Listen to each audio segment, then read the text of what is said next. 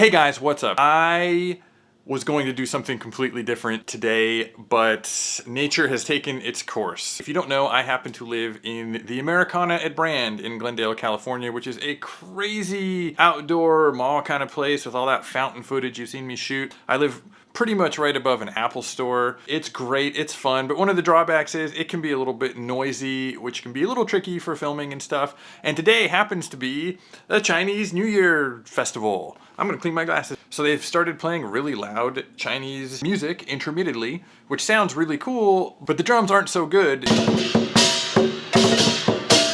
for the audio on the camera. I have this crazy setup that I built to do all this green screen stuff, which I'm gonna have to shoot another time, but life is random. So instead what I'm gonna do today is I looked it up, and at 2 p.m. and at 5 p.m. today, they're going to do a Chinese parade right outside my house. I am going to film it. I'm gonna take my GH5, which is right here. I'm filming on the Sony, GH5 is right here. I'm gonna go outside and I am going to shoot some montages, and then we're gonna dissect the montages and see what I did that worked, what I did that didn't work, and really get into like how to use the GH5 to shoot a montage. It's a perfect opportunity. I think everything's gonna look really cool. Like you guys, I have no idea what I'm getting into. So check it out. I keep doing like weird hand things. I gotta stop that. I'm just me, guys. Let's go check it out.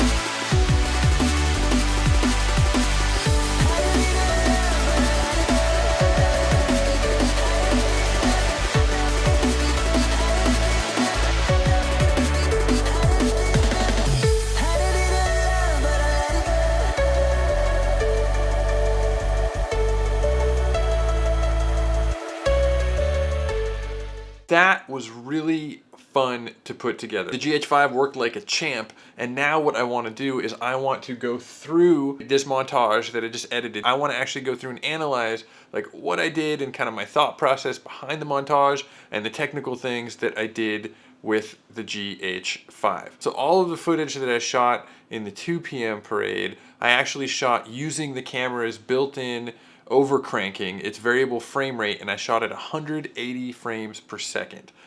But when you shoot at 180 frames per second on the GH5, two things happens. Number one, you have to shoot 8-bit HD, so the quality is pretty low. There's like some more ray pattern stuff, things like that. Number two, manual focus. You cannot autofocus when you are in this mode. What I did is I busted out my really wide 7 to 14 millimeter lens, and I pretty much kept it at 7 millimeters the whole time. When you're that wide open on a micro four thirds chip in the daylight, pretty much, unless you get really close to things, everything's gonna be in focus the whole time. Indeed, I didn't really have any focus problems. I did notice a little bit of moire, but like once I started cutting it, it didn't bother me that much. So I think it worked. I really like the slow-mo. You don't get audio, but that doesn't really matter. So the second time around, I shot on this lens, which is my favorite lens, which is the 12 millimeter f1.4. So it's really fast, and I put a polarizing filter. You can see I have a circular polarizer on the camera right here, which actually let me darken it and keep it at an f1.4. Instead of shooting at 180 frames per second using their variable frame rate option, I just decided to shoot at 60 frames per second in HD, but in 10-bit HD, and then just switch it to 24 frames a second in Adobe Premiere. So it's not quite as slow motion-y as the stuff before, but theoretically the footage is a much higher quality. There were no moire issues with that footage, and it looked great. But to be perfectly honest, I think it all looked pretty good. So let me go through the video bit by bit and explain what I did, not just technically, but also like creatively, like what I wanted to do. Before I go into it, I do want to give a big shout out to Epidemic Sound. It is a website that I am not sponsored by at all, but they hooked me up with this music. I pay a monthly fee and I can sort of get all you can eat music for my vlogs. Music selection was an important thing for this montage for me. If I could have recorded the actual audio from the drummers out there and maybe done the whole thing to that drumming, I think that would have been authentic. Instead, I decided to go a different way with it, and I decided to use like a contrasting style of music. So I went for a more like vloggy, kind of inspirational piece. I wanted it to be about a celebration of cool visuals and this really cool event that happens to be about a culture. So the first shot is me walking out of my apartment building. This is your traditional sort of vlog shot where I used the Joby GorillaPod and I stuck it down real fast and I walked out, pretended to walk out the door, and you know, the minute I grabbed the door to open it, I stopped and I ran right back and came and got my camera. For some reason I got it in my head, I wanted to show the journey to the event. I thought, what better way to start it than me walking out the door? So then I cut to, this is actually footage that I shot later in the day at 5 o'clock, so I'm completely cheating right here. But what I wanted to do is I wanted to show me walking outside into the Americana where I live and just experiencing the people before the parade. And now I cut back to a piece of footage that I shot earlier in the day, which is me doing the thing where I like look up and to the left like I'm whimsically taking in the environment. I would say this is almost like a vlog cliche or trope, but it does work. You shoot yourself in slow motion holding the Joby tripod pointed at your face, just like Casey Neistat or Peter McKinnon. Look up and to the side and be like, whoa, the world, and it really connects you to the montage. So the point here so far is I walk outside, I see the world, you guys see me seeing the world. Now I'm cutting the footage that has no relation to anywhere where I was looking around. This is actually up and around the corner in the escalators. It's not near where the event was at all.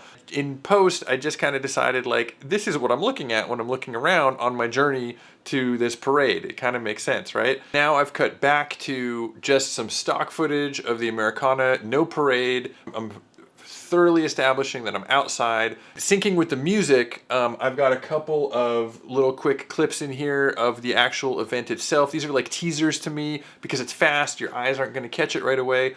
I show the sign that says welcome to the event. And of course, I cut to another shot of me looking up and to the left on a wide angle lens, awe-inspired and questioning the world and life and stuff like that. And now we get into this. This is the beginning of the parade. This is legit the 2 p.m. parade. This is the 180 frame per second, 7mm to 14mm stuff. This is the more compressed 180 frame per second stuff right here. I think it looks great, by the way. All right, so all this stuff where the sky's really blue like this, and you see that sort of triangular building behind them is all of the 2 p.m. 8-bit stuff. This piece of footage here I snuck in from later. It's not even part of the parade. This guy was juggling off to the side, but it looked cool. I like the juggling. Still 180 frame per second 8-bit. But this shot, oddly enough, this shot is now in 10-bit. This is the 5 p.m. parade. You can tell because the background is different. What's really cool about it is that this lady like saw me and decided to give me a little bit of a personal performance. And I cut back to the 2 p.m. parade. Notice I'm somewhere in the middle now. I'm not like pointed this way. I'm kind of pointed this way, and that's part of the storytelling, beginning, middle, and end. I'm pointed at the sun, and if you haven't heard me say it before, backlighting is great. There's nothing wrong with lens flares. And now I'm back at the 5 p.m. parade. This is the 10-bit stuff. This lens is a 12mm, so it's not quite as wide as the 7mm. There is an advantage to the, I think, to the 7mm when shooting stuff like this. Not only do you kind of guarantee focus when you're running and gunning it like this, but you also get these kind of really cool wide shots. So the other thing I did in this video is I tossed in a couple of like little slick transition-y things. Nothing too fancy. I don't like to go over the top of the transitions, but what I did right here is really simply lined the footage up on top of each other because there's this drum beat that goes like ba ba ba ba ba ba ba ba. So I stacked the footage on top of each other and I just chopped every other frame off of the top and deleted them, so you get this like flicker back and forth leading you into the next shot. It's kind of a cool trick when you have that fast drum roll, something you can do. It's not like an actual transition plugin, it's all just editing stuff. Now I'm cutting back and forth between more stuff from different time periods, just cool pieces of footage that I found of the dragons. I'm slowing down a little bit here in my editorial style. I'm not being as cutty. As we went further, I sort of already like quickly showed everything. I wanted to go back and like reprise the parade and spend a little bit more time and let it linger and let people enjoy the parade a little bit themselves. Here's another space where I did kind of a cool transition. I just kind of chopped up a bunch of frames. So this first frame, I just did like a zoom effect from the stock effects. And then this next frame is just zoomed in. And then I like took the color grade, took the curves on the lumetri and just whacked them out on this frame. And I inverted this frame and I crunched this frame the other way in the lumetri and we're done. So it's just a bunch of random stuff smushed together. When you play it together, these 4 frames just make kind of a cool like effect. Yeah, I just did that. I use this shot because the camera swings from left to right, and now I want to be behind the parade. And this is the end of my montage, so I want to be behind the parade and let it leave me. Notice that I'm still behind the parade, and now I've cut to the same people. This is actually from the beginning of the parade.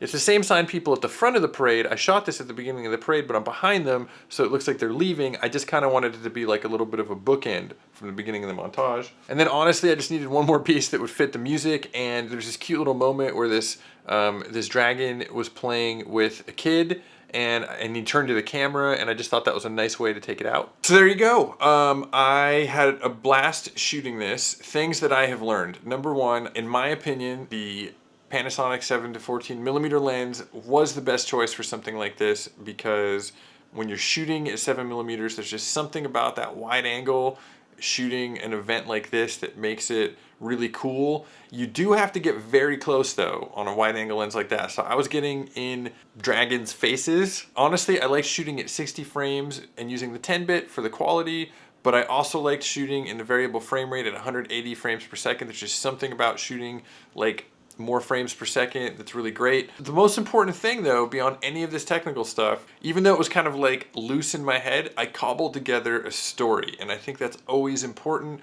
I had a beginning, a middle, and an end. I had me leaving and going to the parade and with anticipation for the parade. I had the parade, and then I had the parade leaving and the end of the parade. Always go into these montages with like kind of a loose idea of a story, and you will get something pretty cool. All right guys, well, I'm beat. I hope this has been really informative. This is the year of the dog, everybody. See you later.